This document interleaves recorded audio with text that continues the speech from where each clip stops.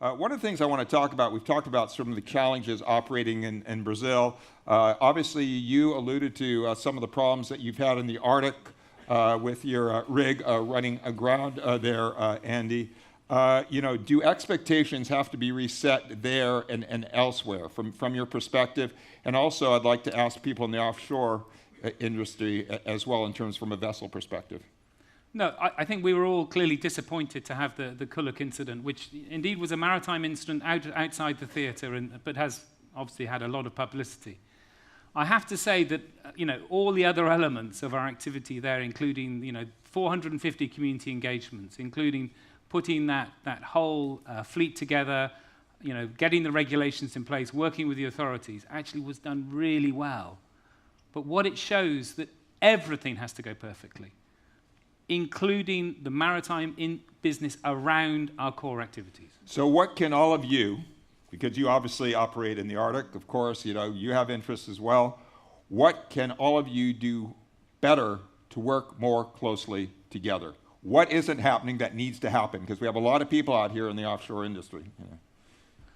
I think it is just more and more assurance about our activities. I mean, we do rig tows, we do many every year. This is not an activity new to our business. So I think we just have to work more closely. I mean, we did have the whole tow certified, so there are certification bodies involved. So how can we make sure that there are no loopholes? Well, that's exactly the question. Well, I think this is a matter of diligence. I think it's a matter of professionalism. I think it's a matter of Shell, the operators and the contractors working absolutely seamlessly together. Give me some specifics, because we're talking more in generalities here, and I want to get your ideas in all this, because unless you get this right, and this industry gets so much more right than it gets wrong, but what grabs the headlines is what gets wrong, so we have to get this right. Give me some specifics, what you've learned from this situation that we can bring forward as an industry to make this more smooth. Well, I'm not going to say too much, because we're on, there's the Department of Interior's report, there's the Coast Guard public inquiries going on at the moment. But fundamentally, it's about very diligent project management. It's about planning ahead in a very consistent way. Okay. And that's basic for all project management activities. Irene? I think Helge Lund alluded to it also, if something goes wrong in an area like the Arctic, it will stop the development for 10, 20 years, possibly. And I think in our industry, whether it's in the Arctic or anywhere else, our common reputation is no stronger than its weakest link. And I think that's put in exponential meaning when it comes to the Arctic. So I think it's, without you're asking for specifics, but I think it needs to be when a type Shell company have projects, invite in the specific suppliers that they are dependent on in their value chain, and have open strategic information sharing sessions. Let me jump in here, because you have a broader perspective. Do you really feel the communication is good enough at this point? Well, I think this incident it's not necessarily an Arctic incident. I mean, it could happen basically everywhere. So I think what the main point here is that of course we have to learn from it, but that should not derail the discussions from the key important things about Arctic, where we have to develop new technology, new search and rescue methods, new oil response recovery systems that are maybe more important than learning from this particular incident, because I think this could happen. We should, of course, learn from it, but this could happen in other places as well. Well, broaden that out, because you raised the points, answer them.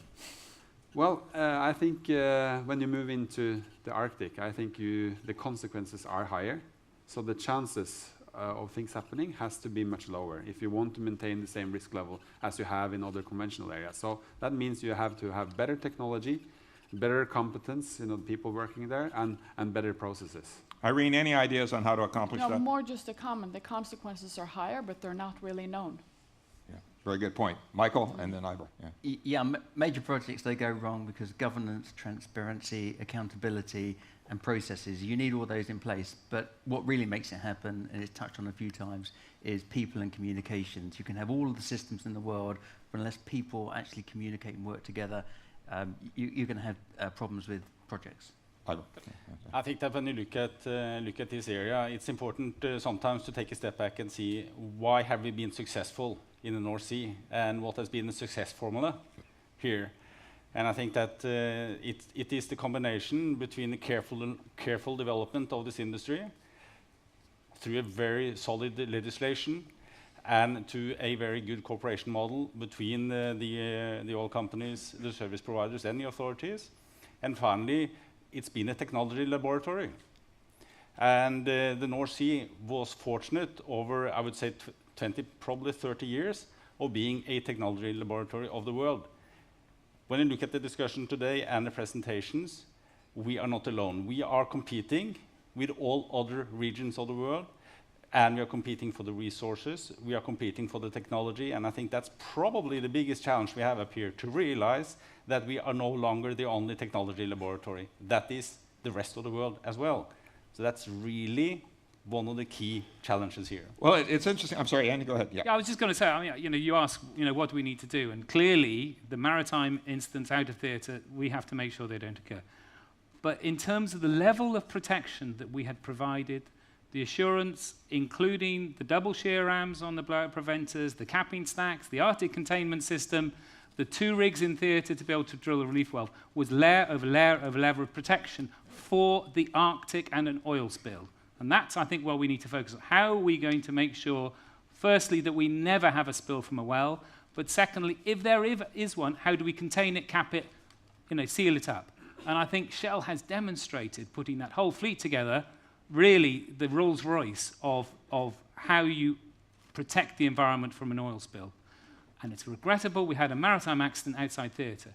But I think there's a lot of lessons that we have to take, a lot of positives, including indigenous communities, including working with them, including suspended drilling when they have to do their whaling, and making sure that we take those things into account when we make our plans and when we go forward. Ivor, you raised a very interesting point here. Remy, you want to jump in, please, say something. Yeah, and I just wanted to mention that the key learnings from the last incidents, that the Kuluk was one, but of course we have the Macondo incident, and I think what I've learned there, if you measure the number of words, the columns written about the environmental spill, it's massive.